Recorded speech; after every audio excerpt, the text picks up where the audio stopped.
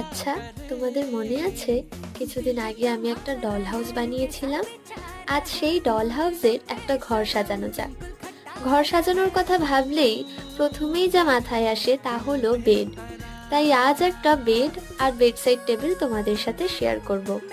আমি বেড আর bedside table বানানোর জন্য কার্ডবোর্ড আর কালার পেপারের ব্যবহার করেছি।